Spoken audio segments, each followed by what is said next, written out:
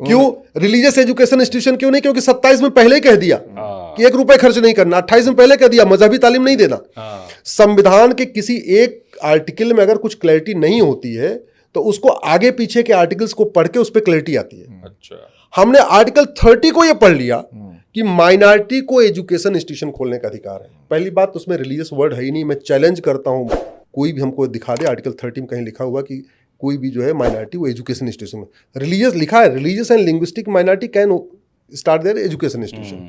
उसका मतलब ही engineering college medical college था और वो इसलिए डाला गया था। उस समय आशंका थी लोगों को, जो लोग यहाँ रह गए थे, कि साहब ऐसा ना हो कि कल को हमको अपना कॉलेज वाले ने चलाना दें। ठीक है, ये मदरसा खोलने के लिए थोड़ी बना था। और हुआ क्या, मदरसे खुल गए, मदरसा बोर्ड बन गया, एजुकेशन को मदरसे से जोड़ दिया, मदरसे को जोड़ दिया। मतलब वो जो मदरसा दीनी तालीम सेंटर है, बिल्कुल, मदरसा एजुकेशन इंस्टीट्यूशन नहीं है, मदरसा मजहबी तालीम सेंटर है। दीनी तालीम, वहां दीन की तालीम दी जाती है। वहां वसुधैव कुटुंबकम नहीं होता, वहां सर्वमंगल मांगल्य की तालीम नहीं होती, शिक्षा नहीं होती, कुरान हदीस पढ़ाई जाती, केवल मजहब को प्रमोट करने के लिए। लेकिन आज तक हमने आर्टिकल 30 को आर्टिकल 27, 20 के साथ कभी हमने उसका ना हार्मोनियस इंटरप्रिटेशन किया, ना पर्पोजिव इंटरप्रिटेशन किया। हमने कोई लिटरल इंटरप्रिटेशन किया, वो भी आर्टिकल 30 का। और वो भी कैसे, वो भी गड़बड़ है। हम कहते हैं मान लो सबको छोड़ दो, 27-28 छोड़ दो। आर्टिकल 30 में कहता है कि माइनॉरिटी एजुकेशन इंस्टीट्यूशन खोल सकता है।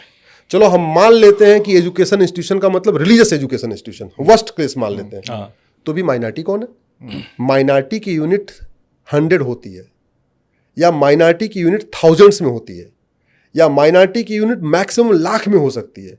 मतलब कुछ 100 आदमी या कुछ 1000 जिसकी संख्या हो पूरे देश में, या कुछ लाख जिसकी संख्या हो पूरे देश में, वही तो माइनॉरिटी कहलाएगा। बिल्कुल, माइनॉरिटी की यूनिट, माइनॉरिटी की इकाई करोड़ नहीं हो सकती, 20% नहीं हो सकती, करोड़ नहीं हो सकती। वही मैं तो इस पे कई बार सवाल करता हूँ, माइनॉरिटी कौन हो सकता है? माइनॉरिटी की डेफिनेशन क्या है? न संविधान में माइनॉरिटी की डेफिनेशन लिखी, न भारत के किसी कानून में माइनॉरिटी की डेफिनेशन लिखी। और मजहब के आधार पर देश का विभाजन हुआ। इसीलिए आर्टिकल 27 में कहा मजहब को प्रमोट नहीं करना, आर्टिकल 28 में कहा मजहबी तालीम नहीं देना। हम तो भाई लोकतंत्र है, मजहब को क्यों प्रमोट? ठीक है, इसके बावजूद मजहब के आधार पर नियम कानून चल रहा है। मजहब के आधार पे माइनॉरिटी कमीशन, मजहब के आधार पे माइनॉरिटी अफेयर मिनिस्ट्री, मजहब के आधार पे वक्फ बोर्ड, मजहब के आधार पे वक्फ ट्रिब्यूनल, मजहब के आधार पे लोन, मजहब के आधार पे वजीफा, मजहब के आधार पे मदरसा, मजहब के आधार पे जेएनयू, मजहब के आधार पे अलीगढ़ यूनिवर्सिटी, मजहब के आधार पे कॉलेज यूनिवर्सिटी चल रही है, मजहब के आधार पे मेडिकल कॉलेज, मजहब के आधार पे लॉ कॉलेज, मजहब के आधार पे जो है बाकी और कॉलेज। इस देश को हम ले कहाँ जा रहे हैं? दुख इस बात का है कि चलो आप पॉडकास्ट आप कर रहे हैं, आपने पूछ लिया, बाकी मैं देख रहा हूं कि इतने यूट्यूबर हैं देश में, इतने पत्रकार हैं, इतने कलमकार, कोई ऐसे गंभीर विषयों पे चिंतन भी नहीं करना, चर्चा भी नहीं करना चाह रहा है। अरे भैया, आप लोग अगर नहीं पूछोगे तो मैं अब कितने लोगों को समझाऊंगा? और केवल हमसे क्यों पूछना, बाकी लोगों से पूछना चाहिए, चर्चा होनी चाहिए, सार्वजनिक चर्चा होनी चाहिए, डिबेट होनी चाहिए इस पे। भैया जो हम बात, हम नहीं कह रहे हैं जो हमारी बात, हम तो कह रहे हैं जो हमारी बात को काउंटर करता लाओ हमारे सामने, उसको बैठाओ, तर्क से बात करो। दिखाओ मुझे इस भारत के संविधान में मदरसा कहाँ लिखा हुआ है, दिखाओ मुझे भारत के संविधान में WAQF नाम का शब्द कहाँ है, वक्फ शब्द कहाँ लिखा हुआ है। भारत का संविधान कहता है यूनिफॉर्म प्रॉपर्टी कोड होना चाहिए, यूनिफॉर्म चैरिटी कोड होना चाहिए, यूनिफॉर्म एंडाउमेंट कोड होना चाहिए, यानी समान दान संहिता, समान धर्मस्थल संहिता, समान संपत्ति संहिता होनी चाहिए। गजब का देश है हमारा कि संविधान के नाम पे भी नहीं चलता, संविधान में जो लिखा है उस पे भी नहीं चलता। अरे भैया मैं कह रहा हूँ चलता है, भारत में संविधान नहीं बहुविधान चल रहा है।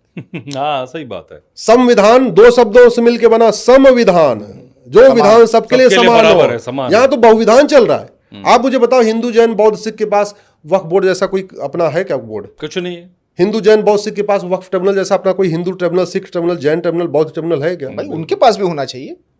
हम कह रहे हैं सब, जब दे ही रहे हो तो सबको दो। हाँ, दे रहे तो सबको दो, और नहीं तो वन रखो। अगर संविधान का इसमें कंकरेंट लिस्ट में आई थिंक एंट्री नंबर 28 है, उसमें लिखा हुआ है कि देश में एक uniform property code, uniform charity code, uniform endowment code. आपने देश में एक भी मस्जिद सरकार ने अपने कंट्रोल में नहीं लिया, और सारे मंदिर ले लिए, सारे मंदिर ले लिए। एक भी चर्च सरकार अंग्रेजों ने बोला, वो भी अंग्रेजों ने बोला 1861 में। अंग्रेजों ने तो इसलिए लिया था क्योंकि आप जानते हैं अंग्रेज मुगलों, रीजन तो आपने बताया, अंग्रेजों के समय सब ज्यादा फांसी किसको हुई? ब्राह्मणों को ही। उनको इतनी खुन्नस हो गई उस मंगल पांडे के विद्रोह से, वीर सावरकर जी के विद्रोह से। अंग्रेजों ने सबसे ज्यादा काला पानी ब्राह्मणों को दिया, चुन चुन के दिया, चुन चुन के दिया था। सबसे ज्यादा लाठियां मारी ब्राह्मणों को, चाहे वो तिलक जी हो चाहे बाकी आप लोग उठा के देख लो। सबसे ज्यादा जो मंदिरों पे कब्जा किया, मंदिरों के पुजारियों को प्रताड़ित किया, अंग्रेजों ने किया। मुगलों जैसा प्रताड़ित किया था उन्होंने। तो मैं तो एक चीज और कहूंगा कि आप तो अंग्रेज और मुगल की बात कर रहे हैं, आज भी सबसे ज्यादा गाली ब्राह्मण ही खा रहा है नहीं, आज तो ना, इसलिए उसका कोई वजूद है, राजनीति में कोई वजूद नहीं है।